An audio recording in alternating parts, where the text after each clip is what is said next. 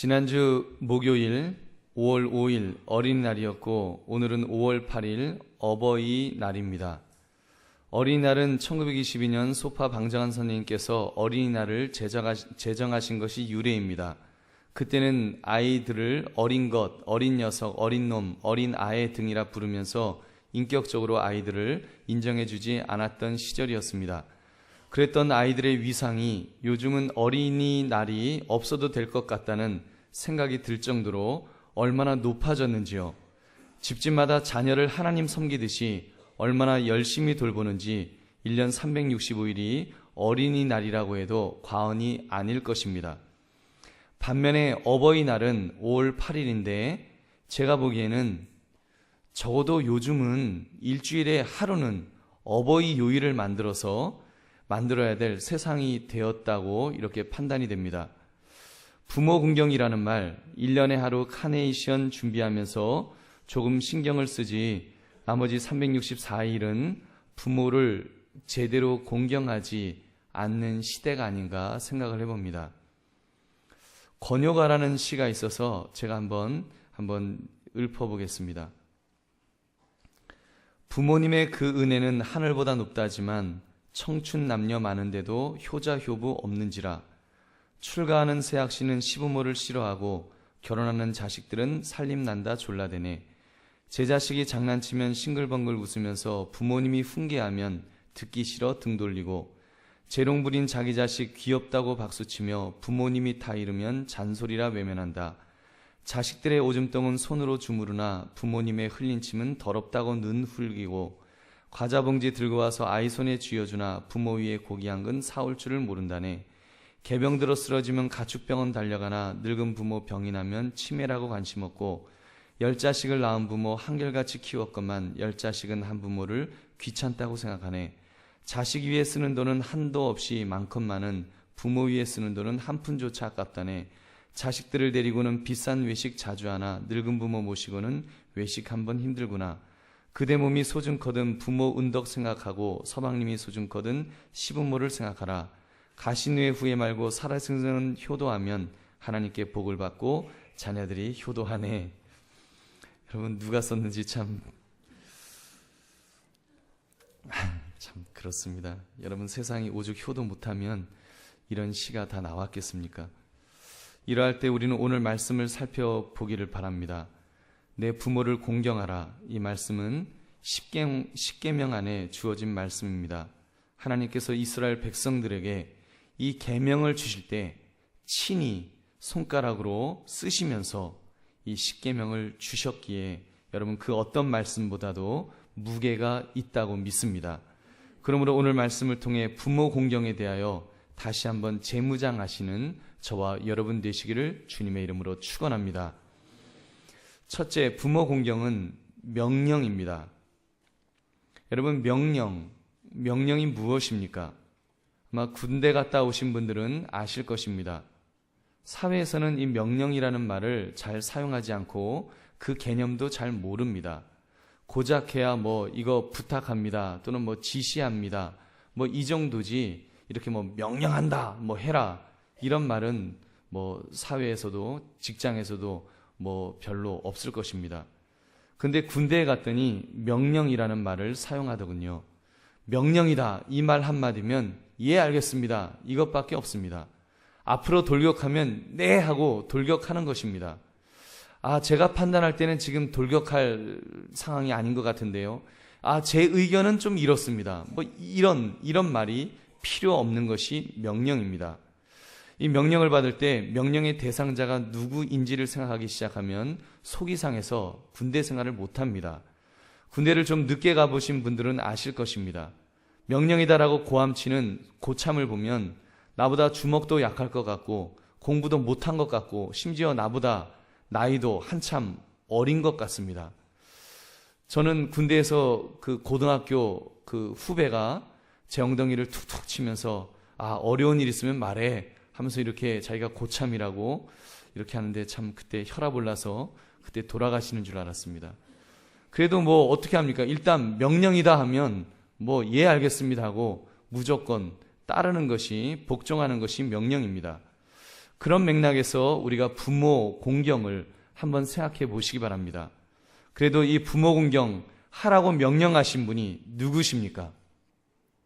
살아계신 하나님 아버지신 줄로 믿습니다. 얼마나 감사합니까? 별것도 아닌 차목사가 부모 공경하십시오 이러면 웃기고 있네 이럴 수 있습니다. 그러나 여러분, 이 말씀은 살아계신 하나님께서, 우주 만물의 주인 되시는 하나님께서 우리들에게 내 부모를 공경해라 이렇게 말씀하신 줄로 믿습니다. 그러므로 우리가 반응해야 될 것은 한 가지밖에 없습니다. 예, 알겠습니다. 공경하겠습니다. 이렇게 대답하시는 저와 여러분 되시기를 주님의 이름으로 축원합니다. 그런데도 우리는 자꾸 하나님 앞에서 항명을 하려고 합니다.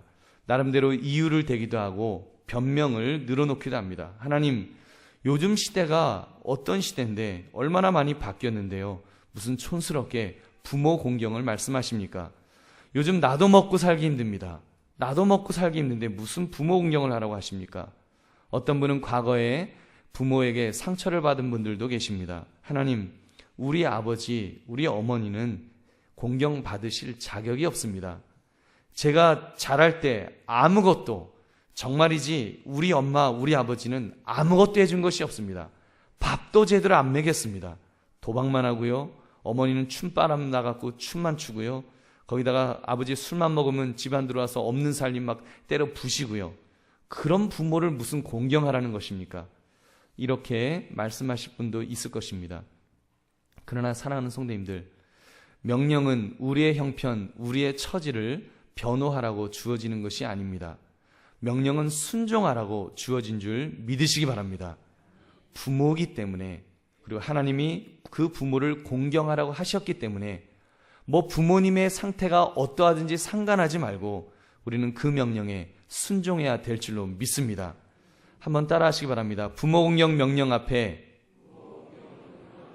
더 이상 토시 달지 않겠습니다. 부모 공경은 명령입니다. 여러분, 결심하시고 순종하시기 바랍니다. 우리 순종하다 보면 우리 성령님께서 또 부모 공경할 수 있는 그런 힘도 주시고 상처가 있으면 싸매어 주시는 그런 은혜도 주실 줄로 믿습니다. 여러분, 성경에 보면 이 부모 공경을 가장 잘한 사람으로 손꼽는다면 아마도 이삭이 아닌가 생각합니다. 여러분 잘 아실 것입니다. 그 아브라함의 나이가 한 117세, 8세 이 정도 되었을 때 100세에 낳은 아들 이삭을 하나님이 바치려고 하셨습니다. 그래서 이제 아브라함이 칼을 들고 이제 모리아산에 가서 그 아들을 제물로 바치려고 칼을 빼들었습니다. 그런데 놀랍게도 여러분, 그때 이삭이 어떻게 합니까? 아버지 나이가 한 117세 정도, 이삭의 나이는 한 17살 정도. 여러분, 그러면 아버지 정신 나가셨습니까? 왜 이러십니까?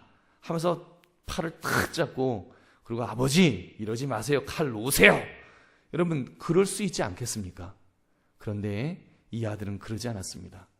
그 연로하신 아버지지만 정말 아들을 죽이겠다고, 제물로 바치겠다고 정신 나간 것 같이 그렇게 행동하시지만 그 아버지의 모습 속에서 하나님을 보았습니다. 그는 하나님에게 순종하는 마음으로 아버지에게 순종합니다. 그냥 아버지가 칼로 찔리려고 하는데도, 그 묶는데도 가만히 저항하지 않고 그 아버지에게 순종하는 그 순종의 아들이 바로 이 이삭이었던 것입니다. 여러분, 이 모습은 궁극적으로 하나님에게 순종하셨던 예수 그리스도를 예표합니다. 이사야 53장 7절 말씀, 그가 곤욕을 당하여 괴로울 때에도 그의 입을 열지 아니하였으며 마치 도수장으로 끌려가는 어린 양과 털 깎는 자 앞에서 잠잠한 양같이 그의 입을 열지 아니하였도다. 여러분, 예수님은 바로 우리의 죄를 위해서 바로 하나님 아버지의 뜻을 따라서 그 십자가를 이런 모습으로 묵묵하게 져 주신 줄로 믿습니다. 사랑하는 성님들, 그렇게 볼 때 나는 나의 어머니를, 나의 아버지를 제대로 공경하고 있었는지 한번 질문해 볼 수 있기를 바랍니다. 요즘 아이들이 학교에서 선생님에게 대들고 심지어 때리는 아이들도 있다고 합니다. 그리고 여선생님에게 쌍시옷자를 들어가는 욕을 하는 아이들이 많이 있다는 그런 기사를 읽었습니다. 어떻게 그런 아이들이 생겨날 수가 있겠습니까? 여러분이 어렸을 때, 우리가 어렸을 때 그런 거 여러분 상상할 수 있었겠습니까? 아마 어르신일수록 더 그거 상상도 할 수 없는 일이다, 이렇게 혀를 두르실 것입니다. 그 원인은 다른 것이 아니라 저는 반드시 가정교육에서 물어야 한다고 저는 믿습니다. 집에서 엄마 아빠가 할아버지 할머니를 공경하지 않으니까 어른 공경을 못하고 그 하는 것을 보고 배우지 못한 그 아이들이 학교에서 선생님을 함부로 대하는 것은 어쩌면 당연한 일일 것입니다. 여러분, 성경 말씀에는 이 부모 공경하지 않으면 어떻게 하라고 가르치고 있습니까? 신명기 21장 18절부터 21절 말씀 우리 한번 같이 읽겠습니다. 시작. 사람에게 완악하고 패역한 아들이 있어 그의 아버지의 말이나 그 어머니의 말을 순종하지 아니하는 부모가 징계하여도 순종하지 아니하거든 그의 부모가 그를 끌고 성문에 이르러 그 성읍 장로들에게 나아가서 그 성읍 장로들에게 말하기를 우리의 이 자식은 완악하고 패역하여 우리 말을 듣지 아니하고 방탕하며 술에 잠긴 자라 하면 그 성읍의 모든 사람들이 그를 돌로 쳐 죽일지니 이같이 내가 너희 중에서 악을 제하라. 그리하면 온 이스라엘이 듣고 두려워하리라. 아멘. 여러분, 하나님께서 이 부모 공경하지 않는 것, 부모님에게 순종하지 않는 것, 이것이 얼마나 나쁜 것이면 여러분 돌로 쳐 죽이라고 하시겠습니까? 그리고 그 악을 이스라엘 공동체에서 제거해라. 그러면은 이스라엘이 듣고 두려워하리라. 그런 모습을 보면 사람들이 부모 공경해야 되겠구나 하고 따른다는 것입니다. 여러분, 하나님은 그렇게까지 부모 공경을 가르치고 있습니다. 우리 부모님들만 한번 연습해 보시기 바랍니다. 집에 가셔서 자녀들에게 이렇게 이야기를 하십시오. 너 내가 입만 뻥끗하면, 한번 따라 하십시오. 너 내가 입만 뻥끗하면 돌에 맞아 죽어. 조심해. 여러분, 우리가 이런 마음으로 정말 결단할 수 있기를 원합니다. 이렇게 가르치고 또 이렇게 정말 부모 공경이 하나님의 명령이란 사실, 이것을 분명히 깨달으면서 주님의 명령인 줄 알고 지키겠나이다 결심할 수 있는 저와 여러분 되시기를 주님의 이름으로 축원합니다. 둘째, 부모 공경은 최우선적인 명령입니다. 우리가 오늘 본문을 12절만 읽었습니다. 그러나 출애굽기 20장을 보면 10계명이 나오는데 이 10계명을 구분할 때 크게 두 가지로 구분이 됩니다. 1에서 4계명까지는 하나님 사랑에 관한 계명이고, 그리고 5계명부터 10계명까지는 이웃 사랑에 관한 계명이 나옵니다. 그렇게 볼 때 이 부모를 공경하라는 말씀이 어디에 위치해 있는가를 보면 깜짝 놀랄 일이 있습니다. 왜냐하면 그 위치가 이웃사랑에 관한 계명인 5째 계명에서 10번째 계명 중 가장 앞에 있다는 사실입니다. 이것이 아무것도 아닌 것 같지만 참 중요합니다. 우리가 부모 공경에 대해서 이렇게 반응할 수 있습니다.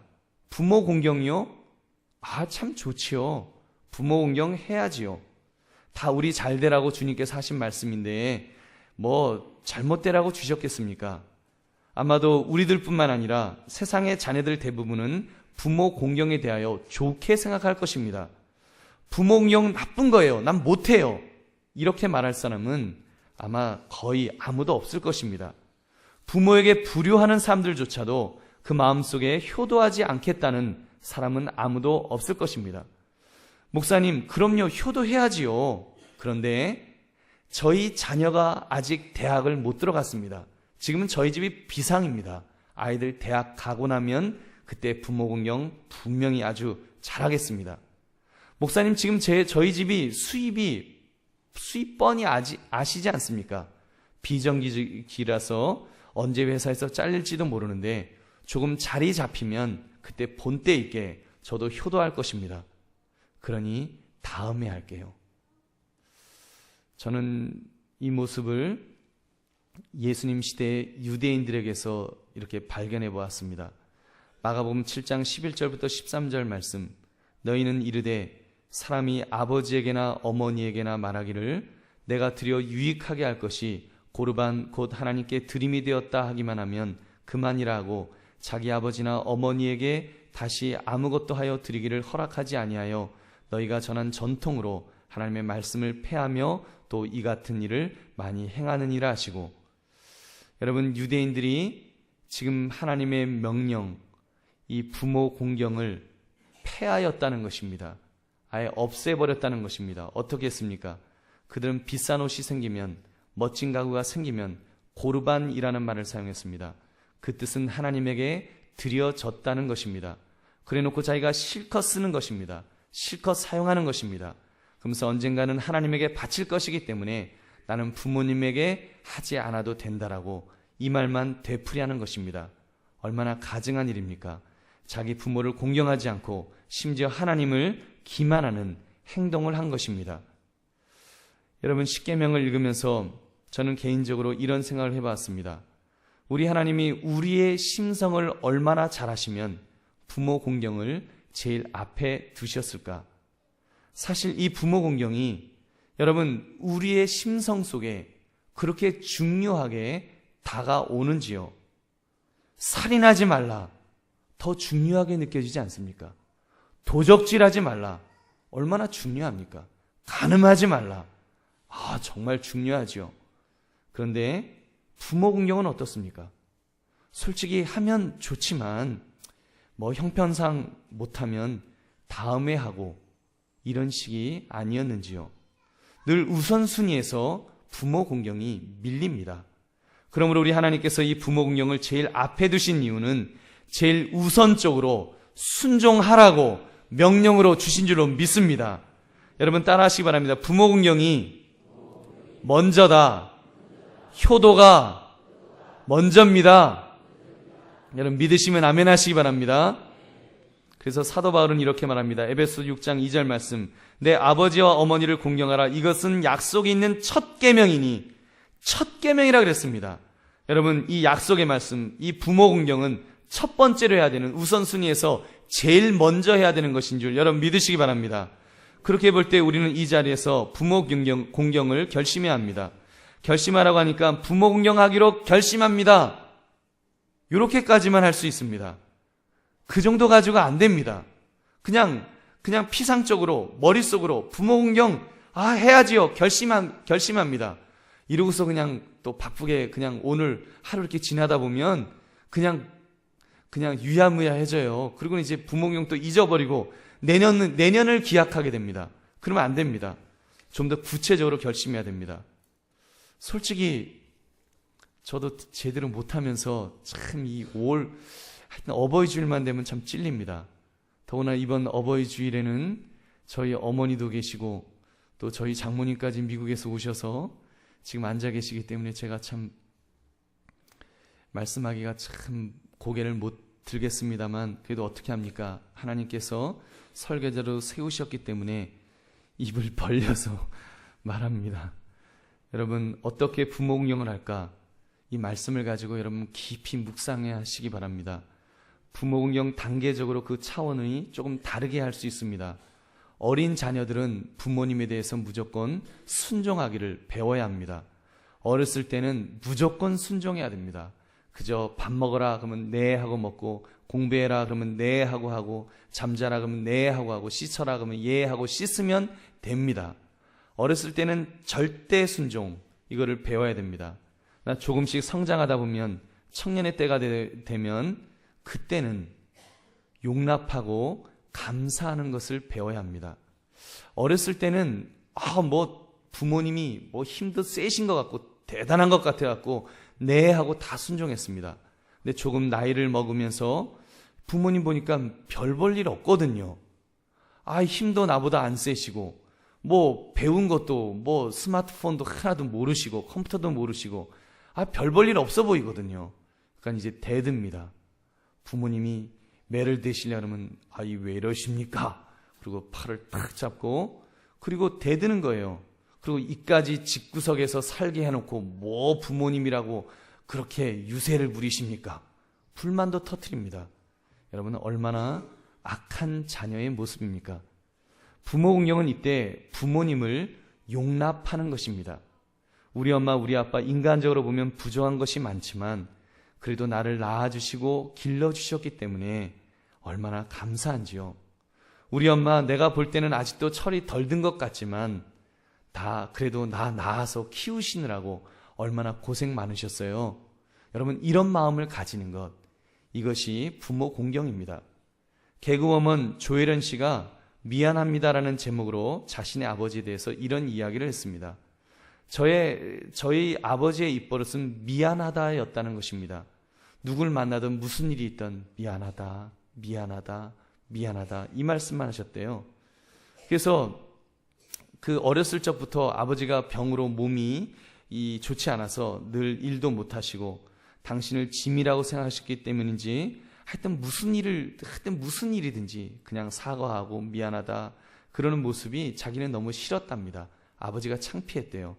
그런데 이제 그러면서 자기가 유치원도 못 가고 그리고 학교도 대학까지 나오는데 아주 죽을 고생을 하면서 그렇게 이제 공부를 했기 때문에 그런 아버지가 너무너무 미웠다는 것입니다.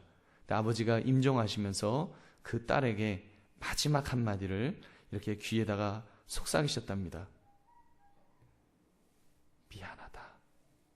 자기가 아주 아버지 돌아가실 때까지 미안하다는 말씀해갖고 아주 자기가 너무너무 그게 싫었대요. 이해가 안 됐대요.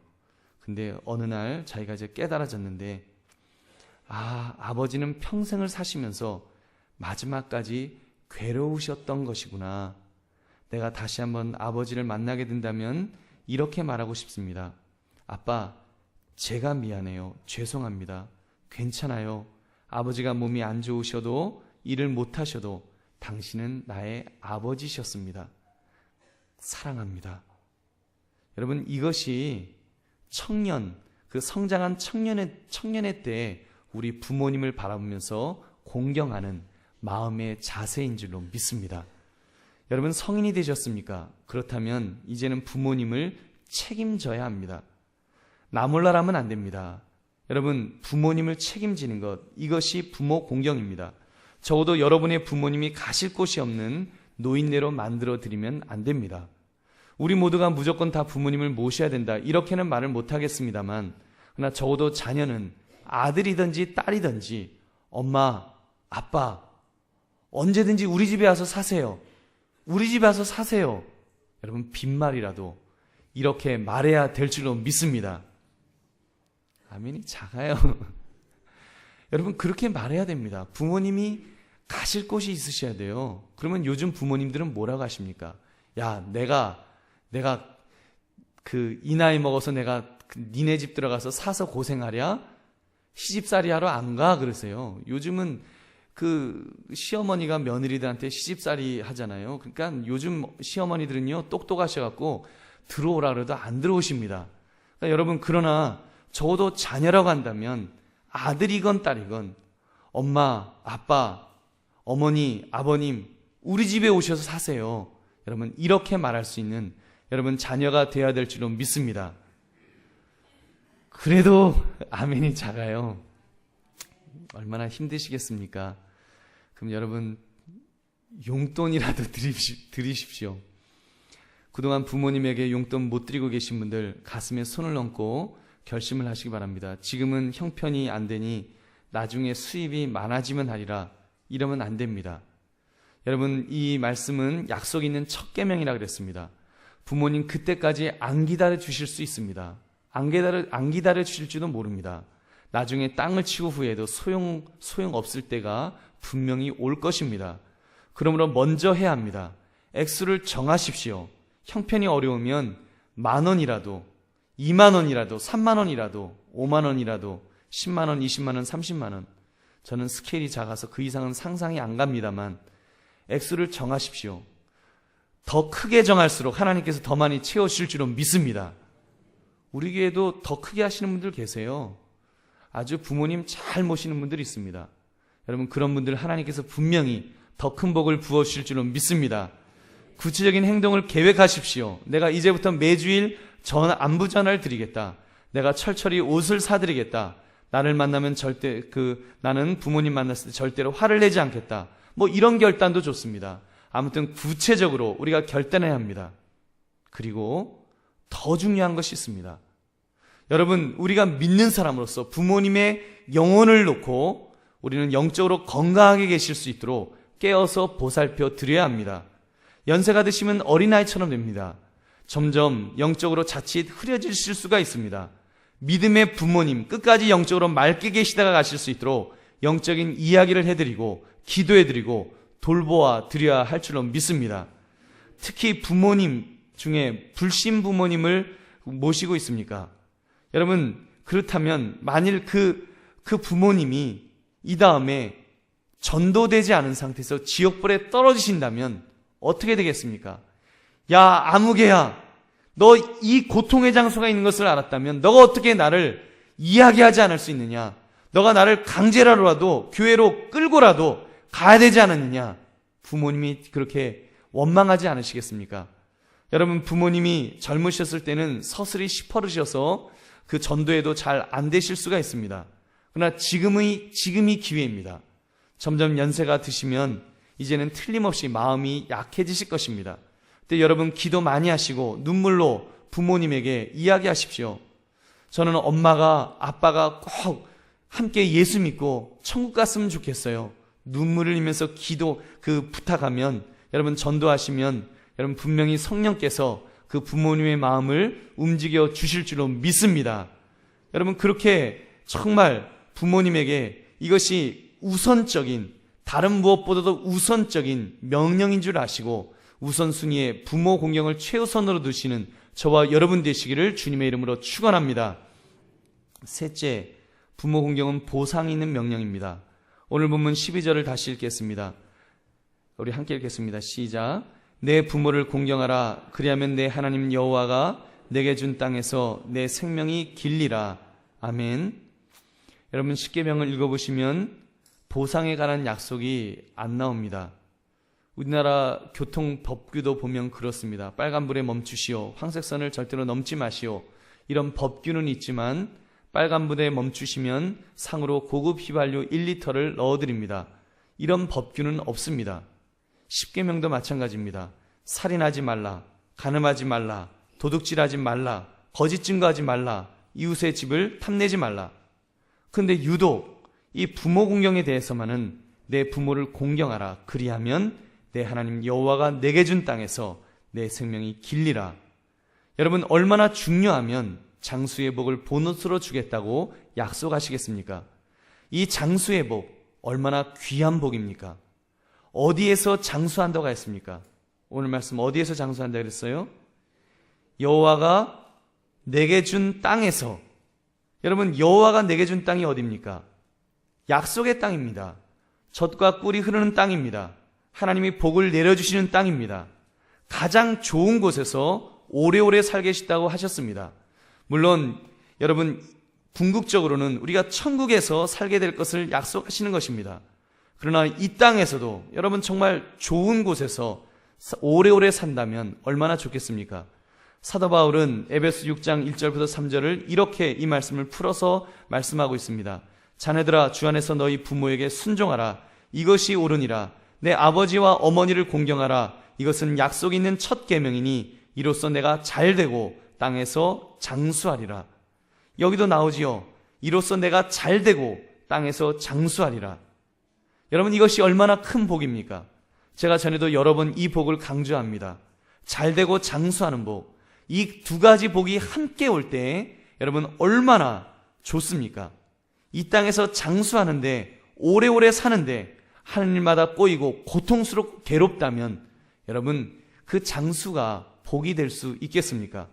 반대로 일이 너무너무 잘 됩니다. 너무너무 행복합니다. 너무너무 좋습니다. 막 여기가 천국 같습니다.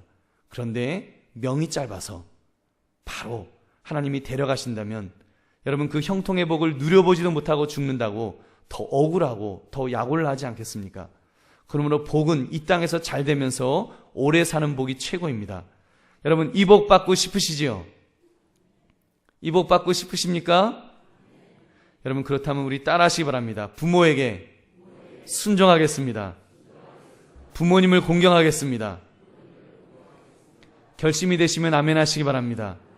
여러분, 우리 이렇게 해야 됩니다. 분명히 해야 됩니다. 그런데도 아마 질문할 거예요. 목사님, 어떻게 그까지 효도한다고 하나님이 진짜 그런 복을 주실까요? 설명을 드리겠습니다. 부모 공경이 곧 하나님을 공경하는 길이 됩니다. 부모 공경하는 사람이 하나님을 잘 공경할 수 있습니다. 또 하나님 공경을 자녀들에게 가르치는 길이 될 수 있습니다. 그러므로 여러분, 부모 공경을 통해서 하나님 공경을 잘 가르치면 그 집은 복을 받게 될 줄로 믿습니다. 자녀 사랑 생각해 보십시오. 자녀 사랑은 자연적으로 저절로 됩니다. 누가 가르치지 않아도 자녀 사랑은 그냥 됩니다. 그래서 십계명에도 자녀를 사랑하라 이런 말씀 없습니다.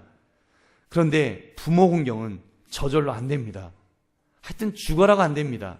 그래서 명령으로 주시면서 첫 번째로 주시면서 너 부모 공경해라 이렇게 가르치신 것입니다. 저절로 안 되는 부모 공경이기에 하나님은 명령으로 주셨습니다. 이 부모 공경을 통하여 그 가정에 어떤 유익이 있다고 말씀했습니까? 부모 공경을 통해서 하나님의 권위에 대하여 순종하는 훈련을 할 수가 있습니다. 하나님 섬김에 대한 기초 훈련이 부모 공경에서부터 시작된다는 것입니다. 요한일서 4장 20절 중반부를 보면 보는 바 그 형제를 사랑하지 아니하는 자는 보지 못하는 바 하나님을 사랑할 수 없느니라고 했습니다. 저는 이 말씀을 부모 공경에 적용해 보았습니다. 보는 바 그 부모를 공경하지 아니하는 자는, 보는 바 그 부모를 순종하지 아니하는 자는 보지 못하는 바 하나님을 공경할 수 없느니라. 하나님을 순종할 수 없느니라. 보지 못하는 하나님을 어떻게 순종합니까? 보이는 부모님에게도 순종 못하는데 어떻게 할 수가 있겠습니까? 그러므로 여러분, 역으로 보는 바 부모를 공경하는 자는 보지 못하는 바 하나님을 공경하게 될 줄로 믿습니다. 여러분, 그런데 우리의 현재 상태가 어떠합니까? 여러분, 우리가 정말 부모님 공경하라고 하나님이 이렇게 명령하셨는데 우리는 어떻게 살고 있습니까? 공경하라는 부모님은 공경하지 않고 자녀들만 공경하고 있지는 않는지요? 아니, 자녀 공경이 아니라 자녀를 우상처럼 떠받들어 섬기고 있지는 않는지요?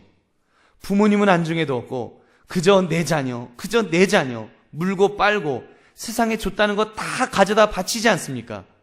우리의 자녀, 여러분, 그러므로 내려놓아야 합니다. 우리의 자녀 사랑, 아니 자녀 경배 절제해야 합니다. 자녀가 하나님이 되었습니다. 자녀가 우상이 되었습니다. 그런 가정에 하나님께서 어떻게 복을 내려 주시겠습니까? 벼락 안 떨어지는 것을 우린 감사해야 합니다. 여러분, 정말입니다. 자녀를 우상처럼 섬기고 있는데 하나님이 이쁘게 보시겠습니까? 부모 공경해야 됩니다. 자녀 사랑의 도수를 좀 낮추려면 부모 공경해야 됩니다. 부모 공경하라고 애쓰다 보면 하나님이 보일 것입니다. 그리고 부모 공경하려고 애쓰다 보면 자녀를 정말로 잘 키우는 법을 깨닫게 될 것입니다. 벌벌 떨면서 그 아이 앞에 숭배하는 것이 아니라 그 아이를 하나님의 방법으로 가르치는 부모로 분명하게 서게 될 줄로 믿습니다. 그러므로 부모 공경을 통해서 그 균형을 잡게 될 것입니다.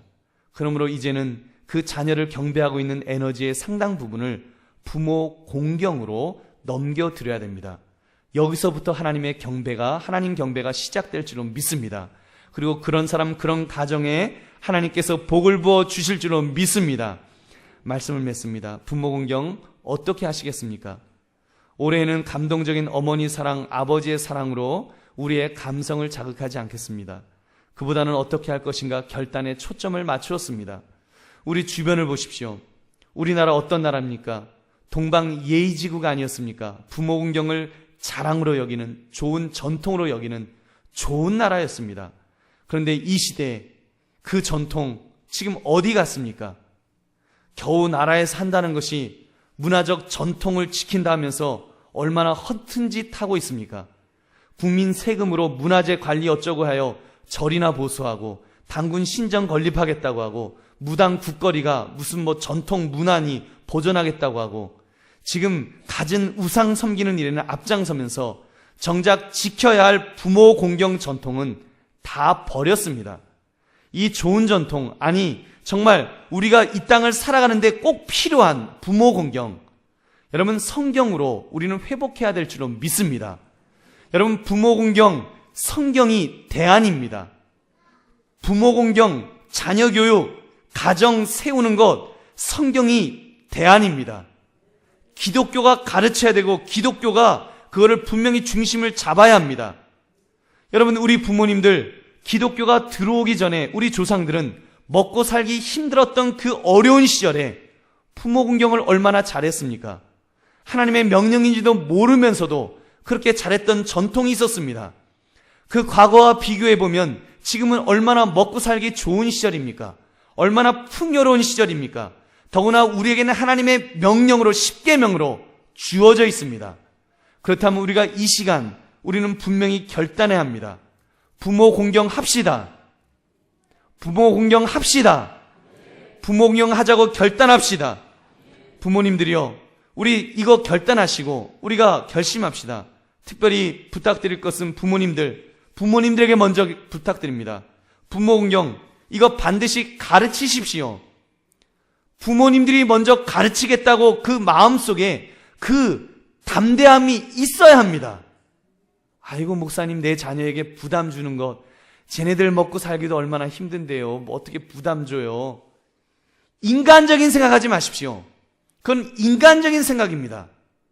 여러분, 내 자녀 그렇게 갖고 그냥 부모님들이 떠받들고 우상으로 떠받들고 거기다가 시집장가 다 보내고 그리고는 또 그것도 모자라서 자네들 다 키워주고 그리고도 모자라서 돌아가실 때는 집이라도 한 채 물려줘야 되는데, 재산 물려줘야 되는데, 여러분, 우리 이러고 있지 않습니까? 여러분, 이렇게 갖고 어떻게 자녀가 복을 받겠습니까? 정말 여러분의 자녀를 사랑하십니까? 정말 여러분의 자녀가 하나님의 복을 받기를 원하십니까? 여러분, 그렇다면 자녀에게 부모 공경을 가르칠 수 있기를 바랍니다. 결단하시기 바랍니다. 여러분, 그렇게 가르칠 때 우리의 자녀가 복을 받게 될 줄로 믿습니다. 그래서 먼저 본을 보입시다. 부모를 공경하는 부모의 본을 우리가 자녀들에게 보여야 합니다. 자녀가 어릴수록 좋습니다. 여러분, 어릴수록 그것을 그렇게 보이셔서 우리의 자녀가 그것을 보면서, 부모님을 보면서 부모 공경을 배워야 합니다. 그리고 자녀가 이제 장성했다고 할지라도 지금이라도 여러분 그렇게 가르치십시오. 혹시 여러분 중에 부모님을 공경 제대로 못했다고 생각하는데 죄책감이 있어서, 근데 이미 돌아가셨습니까? 기회를 놓쳤습니까? 그러면 자녀 앞에서 회개하십시오. 회개하셨어라도 내가 정말 하나님의 앞에서 내가 정말 잘못했다. 여러분, 부모님 생각하면 그 회개가 나오지 않습니까? 자녀들을 앉혀놓고 회개하십시오. 그리고 가르치십시오. 부모를, 그래도 나는 내가 내 부모를 제대로 공경하지 못해서 이제 내가 깨달았지만 나는 내 부모님을 공경할 기회를 놓쳤다. 아무개야, 이제라도 부모님을 공경해라. 정말 부모님을 공경해라. 가르쳐야 합니다. 여러분, 가르쳐야지 우리의 자녀가 바로 서게 될 줄로 믿습니다. 그들이 하나님을 만나게 될 것입니다. 여러분을 통해서 하나님을 만나게 되고 하나님을 섬기는 자들이 되고, 그래서 그들이 하나님의 복을 받는 자들이 되게 될 줄로 믿습니다. 이것이 축복의 영적 원리입니다. 부모를 공경하면 하나님께서 복을 주실 것입니다. 그러므로 부모 공경이 회복되심으로 하나님의 놀라운 복도 회복되시는 여러분 되시고 여러분의 자녀들 되시고 여러분의 가정 되시기를 주님의 이름으로 축원합니다. 우리 함께 기도하겠습니다.